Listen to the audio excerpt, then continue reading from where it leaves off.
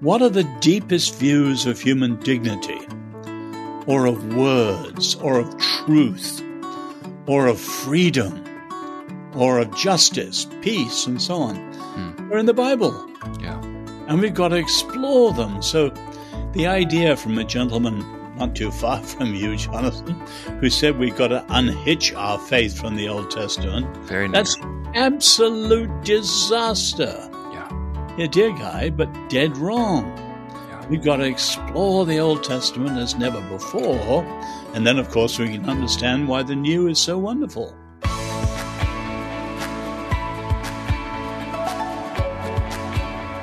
Hello and welcome to Candid, where we never settle for less than the truth. I'm your host, Jonathan Youssef. Each week, we'll tackle tough issues, answer your hard questions, and take a candid look at the Christian faith. Today, it is my special privilege to have Os Guinness on the program with us. Os is an author and social critic. He's written untold amounts of books. He's just like Dad, and it seems you have a new book out every 6 months or so, Os. Is that sort of the pattern? You get 2 out a year? Well, usually 1 a year, but COVID gave me the chance to write a lot more. Oh, well, I love it. Many of our listeners will, of course, be familiar with you, but there may be a few out there who don't. We have somewhat of an international audience, and I know that you have a very international background, having been born in China and raised in China and educated in England. There's a couple of things. I'm sure people are seeing the name Guinness and wondering, is there a connection with the brewery? And, of course, there is. But I wonder if you tell us a little bit of your family history, and then we'll get to your own personal story. Well, you're right. I'm descended from Arthur Guinness, the brewer. My ancestor was his youngest son. He was an evangelical. He came to Christ, to faith, under the preaching of John Wesley in the revival that took place in the late 1730s, early 1740s. So he called himself born again back in those days, and founded Ireland's first Sunday school, which, of course, in those days was a rather radical proposition, teaching people who couldn't go to ordinary schools. And in the very beginning, care for the poor and for the workers and things like that was built into the brewery and the whole family status in Dublin.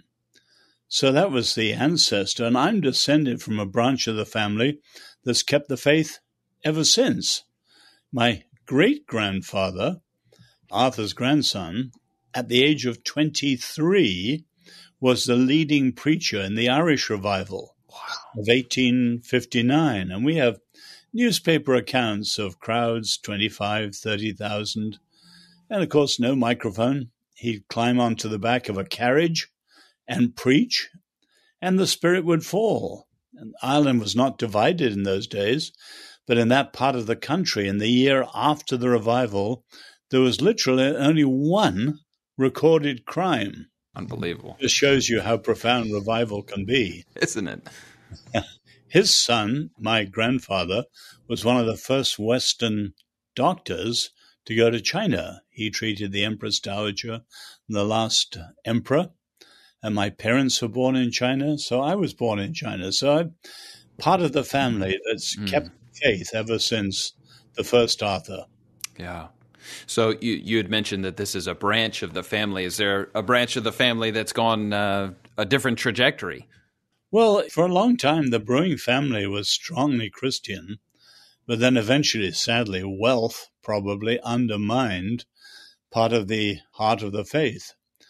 But as I said, my family has kept it. They often say there are brewing Guinnesses, banking Guinnesses, and then they call them the Guinnesses for God or the poor Guinnesses. Just an amazing family lineage, and you're thinking of just that the covenantal family through that line.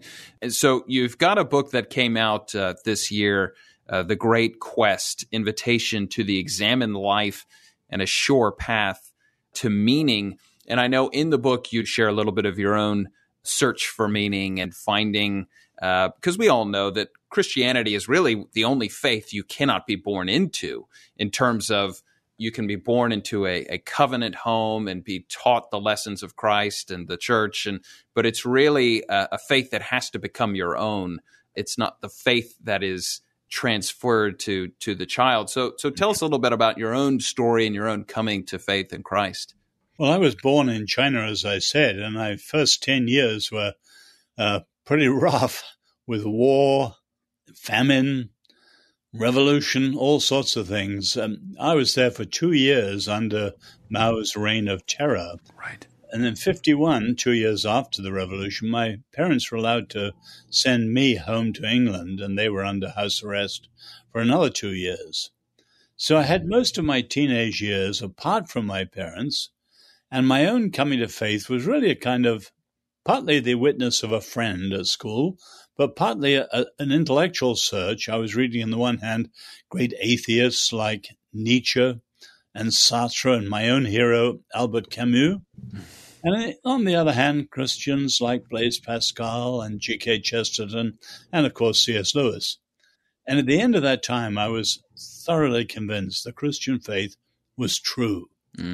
And so I became a Christian before I went to university in London. And I'm glad I did, because the 60s was a crazy decade. Drugs, sex, rock and roll, the counterculture. Everything had to be thought back to square one. You really had to know what you believed, why you believed what you believed, or the whole onslaught was against you, which is a bracing decade to come to faith.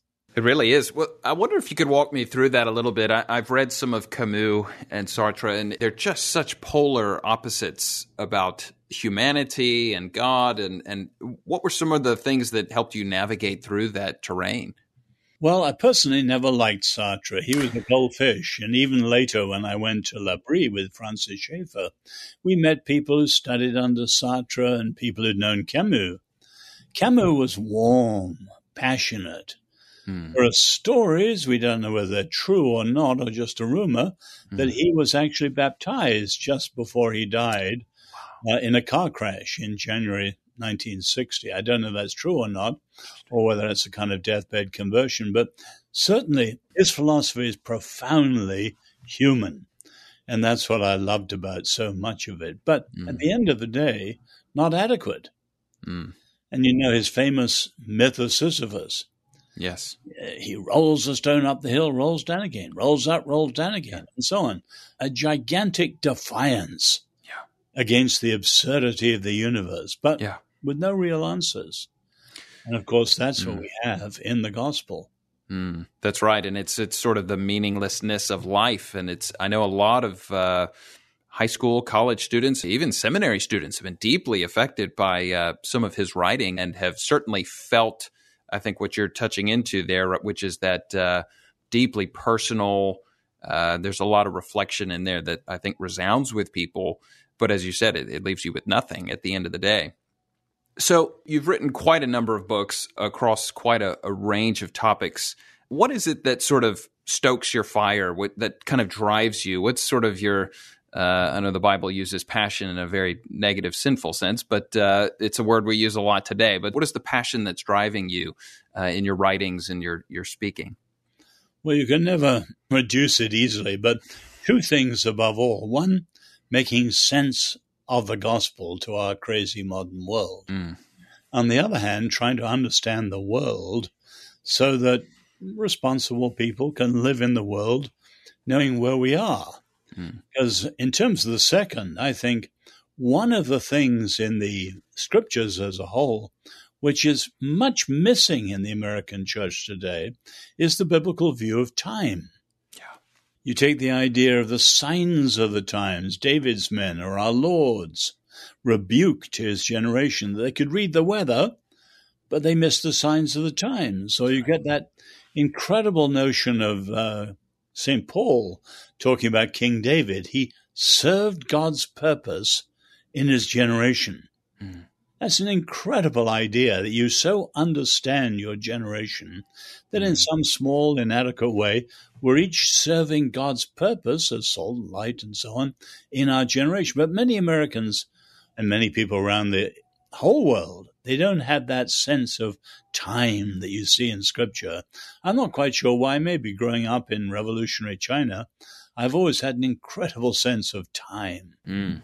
That's encouraging to hear. I think in our society, we get so fixated and caught up on the issues but there's almost this moment of needing to pull back and observe things from a higher perspective. And I think you do such a fantastic job of that. Okay, let's walk through some of your more recent books, and then maybe you could kind of get a peek under the curtain of what's coming, because I think you've got a couple of books that are on their way out. The Magna Carta of Humanity, this idea of Sinai and the French Revolution as it sort of relates to the American Revolution. Tell us a little bit about the impetus for this and the thought process towards that. Well, the American crisis at its deepest is the great polarization today. But many people, I think, don't go down to the why. In other words, they blame it on the social media or former president and his tweets or the coastals against the heartlanders and so on. But I think the deepest things are those who understand America and freedom from the perspective of the American Revolution, which was largely, sadly not completely, Christian because it went back to the Jewish Torah. Yeah. And those who understand America from the perspective of ideas coming down from the French Revolution, because postmodernism, radical multiculturalism, the cancel culture, critical theory, all these things, the sexual revolution, they come from the ideas descended from Paris, not from anything to do with the Bible. Yeah. We've got to understand that. Now, the more positive way of looking at that, many Americans have no idea how the American Revolution came from the scriptures, how notions like covenant became constitution, the consent of the governed or the separation of powers, go on down the line. You have a rich, deep understanding in the Torah, the first 5 books of the Bible. And we've got to understand that if we know how to champion these things today. But it's not just a matter of nostalgia or defending the past. I personally am passionately convinced this is the secret to the human future. What are the deepest views of human dignity or of words or of truth or of freedom or of justice, peace, and so on? They're in the Bible. Yeah. And we've got to explore them. So the idea from a gentleman not too far from you, Jonathan, who said we've got to unhitch our faith from the Old Testament. Very near. That's absolute disaster. Yeah. Yeah, dear guy, but dead wrong. Yeah. We've got to explore the Old Testament as never before. And then, of course, we can understand why the New is so wonderful. Yeah. You know, just going down that track a little bit, I mean, that's right. You can't have the New Testament without the Old Testament. The prophecies of Christ, the fulfillment, it all falls apart. The whole argumentation, everything becomes almost meaningless at that point. And I know the argument is that it's about the event of the crucifixion and the resurrection, but you don't have those apart from Genesis 3, really, of course, Genesis 1, all the way through till, the end of Malachi. You can't just sort of separate these two testamental periods. It's ludicrous, and it creates so much damage, as you've said. Well, you take some of the myths that are around today that are very common even in evangelical circles. The Old Testament's about law, the New Testament's about love. Right. That's not right. That's a slander on the Jews. Read the beginning of Deuteronomy. They're called, the Jew is a nation. They're called to love the Lord with all their heart, soul, and so on. Right. Why did the Lord choose them? Because he loved them and set his affection on them. And you can see in Deuteronomy, there's a link between liberty and loyalty and love. So right through the scriptures, those who abandon the truth, apostasy, that's equivalent to adultery. Yeah. Why? To love the Lord is to be loyal to the Lord and faithful to the Lord and so on. And we got to see there's a tremendous amount about love, loyalty connected with liberty. So, I mean, a couple of weeks ago, a couple of professors writing in the New York Times said the Constitution is broken and it shouldn't be reclaimed. We need to move on, scrap it. Do away with it, Popular democracy. Now, the trouble is constitutions become a matter of lawyers, law courts, the rule of law only. Supreme Court. No. Comes from covenant. Yeah. Covenant's all about freely chosen consent. a morally binding pledge. So the heart of freedom is the freedom of the heart. And we've got to get back. This is all there in the Old Testament. Now, did the Jews fail? Of course. That's why our Lord. But equally, the church is failing today. Yeah. So we've got so much to learn from the best and the worst of the experience of the Jews in the Old Testament. But to ignore the old is absolute folly. Well, in thinking about the American Revolution, you think of the impact of men, as you've already cited with your own family history, of Wesley and the preaching of George Whitefield in the Americas, which would have had a profound effect on the American psyche, and I think would have contributed a great deal to a lot of the writing of law and constitutional ideology. Well, the revival had a huge impact on all that created the revolution. But some of the ideas go back, I think, to the Reformation, not so much to Luther at this point, but to Calvin and Zwingli, Bullinger, in Scotland, John Knox, and in England, Oliver Cromwell. You know, that whole notion of covenant. I mean, Cromwell said, and a lot of weird ideas came up in the 17th century. But the 17th century is called the biblical century. Why? Because through the Reformation, they rediscovered what was called the Hebrew Republic. In other words, the constitution the Lord gave to the founding of his own people. And so even like someone, Thomas Hobbes, who's an atheist, they're discussing the Hebrew Republic. In other words, Exodus and Deuteronomy. It had a tremendous impact on the rise of modern notions of freedom. And we've got to understand that. So the Mayflower Compact is a covenant. Yeah. John Winthrop on the Arbella is talking about covenant. When John Adams writes the first constitution, written one in this country, which is the Commonwealth of Massachusetts, he calls it a covenant. And the American Constitution is essentially a national, somewhat secularized form of covenant. Yeah. And we who are heirs of that as followers of Jesus, we've got to re-explore it and realize its richness today. I mean, you just turn on the news today and it feels like we're quite a distance from that. I mean, even thinking about, using a word like justice. All this now, it seems like, to your point, this ideology from the French Revolution has really come to the forefront, certainly in the 60s, but there seems to be a new revival of this. What's contributing to that today in America? Well, James Billington, the former Librarian of Congress, and others have looked at the French Revolution. And you remember, it only lasted 10 years in France. Then came dictator Napoleon. Yeah. But it was like a gigantic volcanic explosion. And out of it came three main lava flows. The first one we often ignore, which is called revolutionary nationalism in the 19th century France and so on. You can ignore that mostly, except it's very important behind the Chinese today. But the second one is the one people are aware of, revolutionary socialism, or in one word, communism. Right. The Russian Revolution, the Chinese Revolution. We're actually experiencing the impact of the third lava flow, revolutionary liberationism, which is not classical Marxism, communism, but cultural Marxism or neo-Marxism. And that goes back to a gentleman called Antonio Gramsci in the 1920s. Now, you mentioned the 60s. It became very important in the 60s because Gramsci's ideas were picked up by the Frankfurt School in the 30s, 40s, 50s. And the leading thinker in America in the 60s was Herbert Marcuse, who in many ways is the godfather of the new left in the 60s. I first came here in 68 as a tourist, 6 weeks. 100 cities were burning, far worse than 2020, because of the assassination of Martin Luther King Jr. And Senator Kennedy. Right. But here's the point.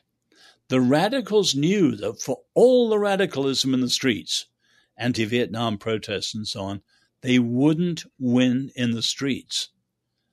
So they had to do what they called, copying Mao Zedong, a long march through the institutions. In other words, not the streets, Right. Go slowly, gradually, win the colleges and universities, win the press and media, win what they call the culture industry, Hollywood, entertainment, and then sweep round and win the whole culture.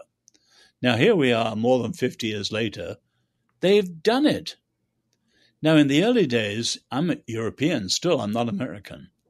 People would never have believed that the radical left would influence what were called the fortresses of American conservatism, business, finance, the military. But all of those in the form of wokeism have been profoundly effective today. So America's at an extraordinary point in terms of the radical left being more powerful even than the French Revolution. Mm. Okay, so in thinking through that lines of reasoning, the people who are caught up in that today, the radicalism, is this just indoctrination? Is it all intentional, right? Is it like Marcuso's intentionality of going through the halls of academia, or is it rather that they've just been raised to think that this is just the way that it's the most opportune way to get your ideology out there? No, it's thoroughly intentional. But of course, always there's a creative minority who eventually win over the majority who are hardly aware of it. Yeah. So you mentioned justice. I was on calls with Californian pastors last year, and I said to them, you brothers have drunk the Kool-Aid. They didn't realize how much of their understanding of justice owed everything to the radical left and nothing, say, to the Hebrew prophets. So you know how the left operate. It analyzes discourse. How do ordinary people speak? And so you look for majority, minority, the oppressors, the victims. When you found the victim, which is a group, not an individual, you weaponize them and set up a constant conflict of powers in order to subvert the status quo. But as the Romans point out, if you only have power, no truth, and remember in the postmodern world, God is dead for them. Right. Truth is completely dead following Nietzsche. So all that's left is power.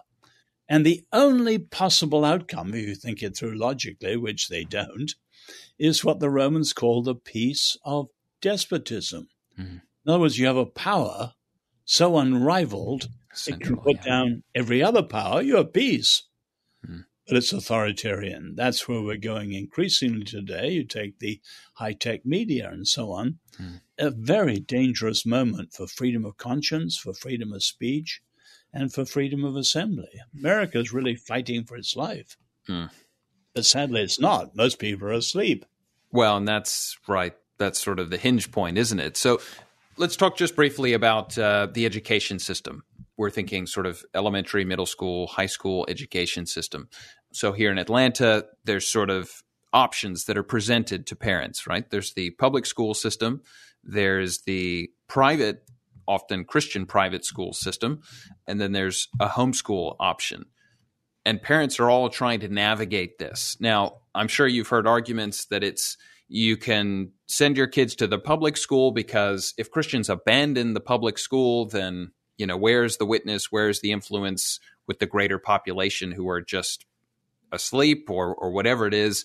If you send them out to the private school, your children will be protected, but how much exposure are they getting to thoughts and philosophies that if you sort of rein them in? And I guess this is really more to the homeschool spectrum, which is almost like an overprotection. These kids go to university, and it's the first exposure they've had to some of these thoughts. And professors are going out of their way to convince these students that the way that they were raised was very fallen, broken. Their parents were brainwashing them, et cetera.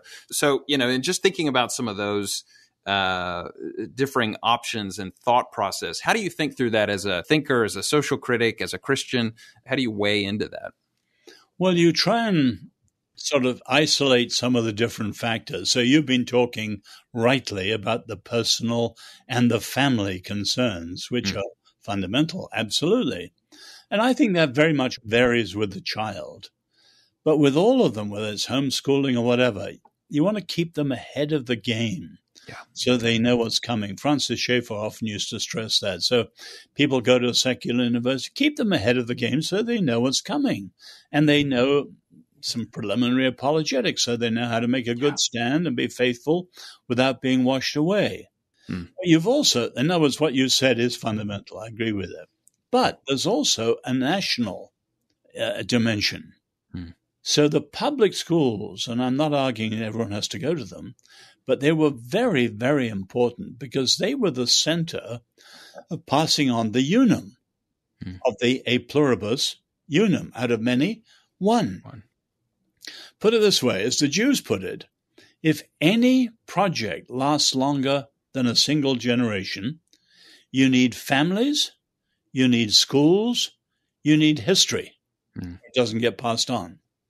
So what did Moses talk about the night of the Passover? He never mentioned freedom. He never mentioned the promised land of milk and honey. Right. He told them how to tell their story to children so that freedom could last. Now, the public schools used to do that. So you had people from Ireland or Italy or China or Mexico, didn't matter, because the public schools gave them civic education, the unum. Now, that was thrown out at the end of the 60s. In came Howard Zinn and his alternative views, and more recently, the 1619 Project. So the public school, as a way of Americanizing and integrating, collapsed. That's a disaster for the Republic. Now, take the added one that President Biden has added, immigration. As scholars put it, it's still relatively easy to become an American, get your papers, your ID, and so on. It's almost impossible now to know what it is to be American. And particularly, you say the 4 million who've come in the Biden years, they're not going to be inducted into American citizenship. So the notion of citizenship collapses through the public schools and through an open border. It's just a folly beyond any words. It is historic, unprecedented folly, an absolute disaster. Now, of course, we got to say, back to your original question, the same is true not only of freedom, but of faith. So parents handing on, transmitting to their kids, very, very important. I would add one more thing, Jonathan. It's very much different children. My own son, whom I adore, is a little bit of a contrarian. If he'd gone to a Christian college, he might have become a rebel. Right. And some of the poorer things at some of them. He went to a big public university, University of Virginia, and it cemented and deepened his faith because he stood against the tide and he came out with a much stronger faith than when he went in. I love that. I think you're right on with that. And I think it's good for people to hear and know the history and have awareness of this. Now, I want to make a very subtle and gentle shift. And if you don't want to talk about it, that's fine. But you are a British citizen. Am I correct on that? I am. Queen Elizabeth has passed, and now it's King Charles III. And there's much talk about comments he's made in the past in terms of the defender of the faith. I read a quote from Ian Bradley, who's a professor at the University of St. Andrews, who says that Charles's faith is more spiritual and intellectual. He's more of a spiritual seeker. Is this sort of a microcosm of what's happening in the UK, this sort of shift from the Queen, and who very much had a very Christocentric faith, to Charles and sort of, emphasis on global warming and different issues of the day? Is this sort of a microcosm of what we're seeing? Well, the Queen had a faith that was very real and very deep, and she was enormously helped by people like Billy Graham, and Billy Graham introduced her to John Stott, and so on. So her faith was very, very genuine. He's probably got more of an appreciation for the Christian faith than many European leaders today. So the Christian faith made Western civilization, and yet most of the intelligentsia in Europe have abandoned the faith that made it. So Prince Charles, as you say, a rather New Age spirituality, and he's extraordinarily open to Islam through money from Saudi Arabia. I don't have the highest hopes for him, although I must say the challenge of being king will remind him of the best of his mother. And that's even when the Archbishop said in the sermon that he wanted people to know that Prince Charles had a Christian faith, I thought it was a glimmer of the fact he realizes, his mother's position was wonderful. So it's very much open. Now, I, as an Anglican, as you are, back in 1937, the greatest of all the Catholic historians on Western civilization predicted, this is 1937, almost a century ago, that the day would come in some future coronation when people would raise the question, was it all a gigantic bluff? Because the power of the monarchy, and more importantly, the credibility of the faith, had both undermined themselves to such an extent, didn't mean anything. And I think we're incredibly close to that with King Charles. I also think, sadly, that the Archbishop of Canterbury, who preached wonderfully well yesterday, has done a good job in the celebrations and so on, the pageantry, but does a rotten job in leading the church as the church. And so the Church of England is in deep trouble in terms of its abandoning orthodoxy. It's a very critical moment. Will Charles go deeper or revert to the way he's been for the last few decades? I don't know. I'm watching. Yeah. And then sort of transitioning from there to what you see as faith in the United States. I think you have a new book coming out, 0 Hour America, History's Ultimatum over Freedom and the Answer We Must Give. Let's bridge that gap between trajectory in the UK and now in the United States. What similarities and differences are you seeing? Well, in Europe, the great rival to the Christian faith was in the 18th century, the Enlightenment. And it's almost completely swept the intelligentsia of Europe. Yeah. Until recently, America was not fully going that way, and in the last decade or so, truly has. The rise of the religious nuns, etc., etc. So in most areas that are intellectual, America, too, has abandoned the faith that made it. And of course, part of the American tragedy is the intelligentsia have not only abandoned the faith that made America, they've abandoned the revolution that made America. So you have a double crisis here. Now, I'm, like you, a follower of Jesus. I'm absolutely undaunted. The Christian faith, if it's true, would be true if no one believed it. Right.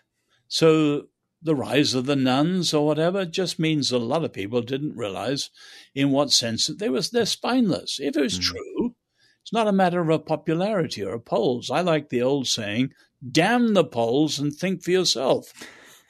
And Americans are far too other-directed. The polls are often badly formulated in terms of their questions. The question is the faith true? And what are the answers it gives us to lead our lives well? And I have no question, it's not only good news, it is the best news ever in terms of where humanity is today. So this is an extraordinary moment to be a follower of Jesus. We have the guardianship and the championship of the greatest news ever. Amen. Well, and let's make one final link there, which is we've talked a lot about Western countries, the UK, the US, but you were born and spent quite a lot of time in China. Let's think about not necessarily specifically China, but non-Western countries. You travel quite frequently. What are you seeing in those non-Western countries that perhaps is giving you hope or positivity?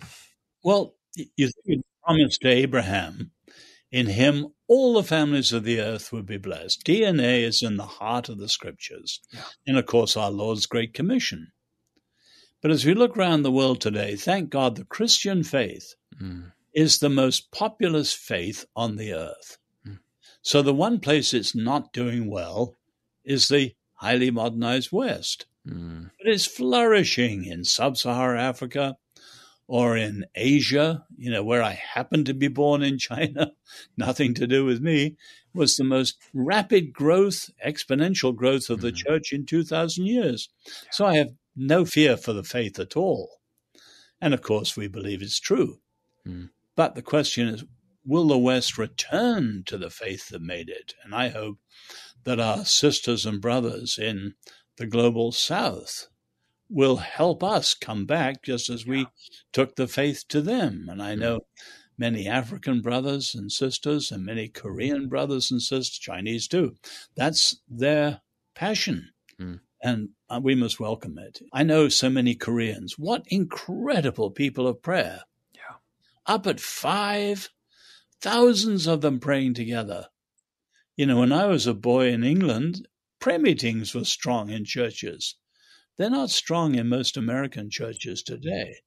We've become highly secularized, so we've got a huge amount to learn from the scriptures, of course, above all, but from our brothers and sisters in the rest of the world, reminding us of what we used to believe and we've lost. What a great reminder. Well, Os Guinness, I know you've got a busy schedule, and we're so grateful that you've taken the time to be on Candid Conversations. We've talked about quite a lot.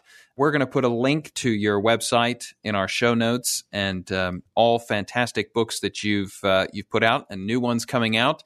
We look forward to hopefully having you on again in the future. Well, thank you. Real privilege to be on with you. God bless you. Thank you. Candid is a podcast from Leading the Way with Dr. Michael Youssef. Don't forget to connect with our social media pages on Instagram, Twitter, and Facebook. And subscribe to Candid Conversations on your favorite podcast platform so you never miss an episode. While there, please leave a review. It does help people to find us. As always, thank you for listening to and sharing this episode.